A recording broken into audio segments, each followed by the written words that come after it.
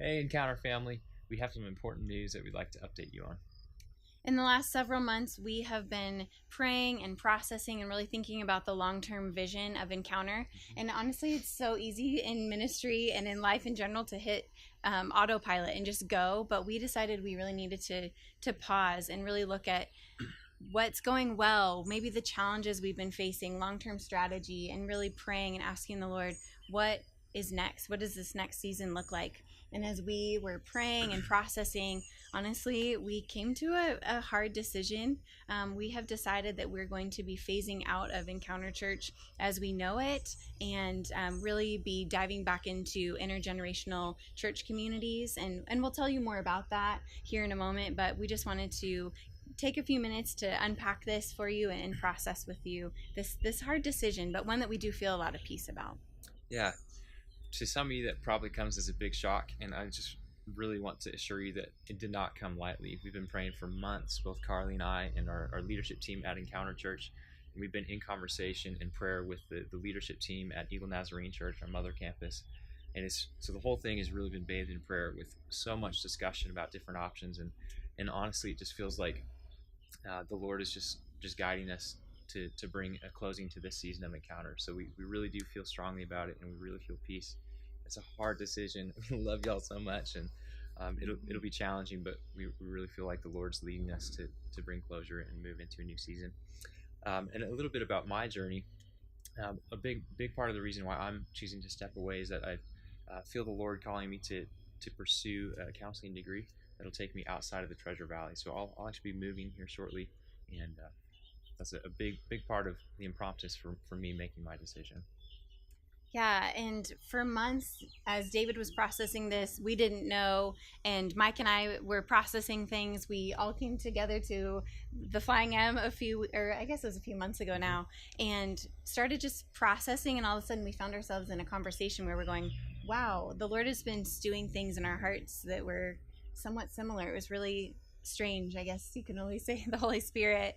And so we just started diving in, and David shared about his call to move into counseling. And so we have just been processing, then what does that look like for me and for us. Mike and I, even before our daughter was born, we really wanted to be intentional for me to work part-time so that I could be a mom and home with our kids as much as possible. And so this season in ministry has allowed for me to do that, where I've served at Encounter Church and worked part-time, but yet I'm able to be home. And so knowing that David was leaving, I just didn't feel called to step into full-time senior pastorship. And there's a lot about that role that I love, but there's also things that I don't necessarily feel like are in my giftings to be a sole senior pastor. But this season has been really clarifying for David, as he just said, but also for me to know, I mean, I love to preach, I love to teach, I love to lead worship, and I truly love fostering community.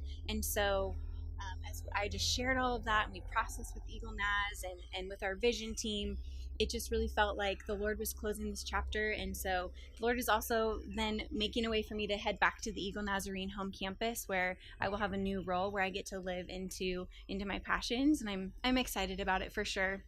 Another piece of this, one of the challenges that we have really felt is that we really desire an intergenerational church and ministry, and we've been praying for that for 2 years and always envisioned like other generations coming to us. But as this process has been unfolding, we realize that actually maybe intergenerational ministry is going to happen as we, the young adults, go back into our local churches. And there's so many local churches that don't have young adults really as a major part of their congregation. And so the Lord has raised up all of these powerful leaders, you powerful young leaders, and we really believe that as we go back into home churches like Eagle Naz and others in our area, that we really can be culture shapers for the church now and for the future church as well. So we're definitely excited about that, but at the same time, this is heavy and it's been hard, but we really believe, as we said, that the Lord's been leading this and leading us in the next steps, which David will kind of talk about that. Yeah. So again, shocking news for a lot of you.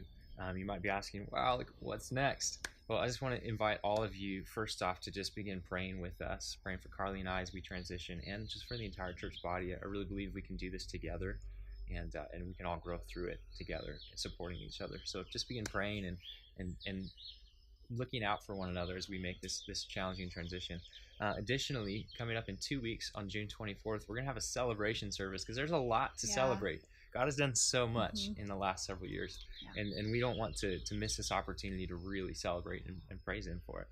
So June 24th, if you haven't joined us for a while, please come and help us celebrate. And if you're a regular attender, we really would love for you to be there as we probably weep together a little bit, maybe shed some tears, but also just really celebrate and look forward, knowing that our God's a God of hope and that He's still on the throne and there's really good things to come. Additionally, throughout the summer, through the month of July and a portion of August, we're going to have evening gatherings outside of the church just to maintain community and friendship and encourage one another as we're making this challenging transition into other churches and other communities. So be on the lookout for details for those weekly gatherings. And then lastly, if you're a part of a missional community, you're safe. Those are going to continue for the foreseeable future under the purview of Eagle Nazarene Church. So really happy that those missional communities will continue because we know that's so valuable for many of you. Yeah, and we have been praying for you. We know that this is a big shift, and so just know for months we've been praying for you, and we will continue to be praying for you in this new season of processing and discerning what's next. But we really believe that God is a God who just does more than we can ever ask, imagine, or dream. We know that. We're standing on that, and we believe that for every individual and for our entire community. So we love you, we thank you, and we'll see you soon.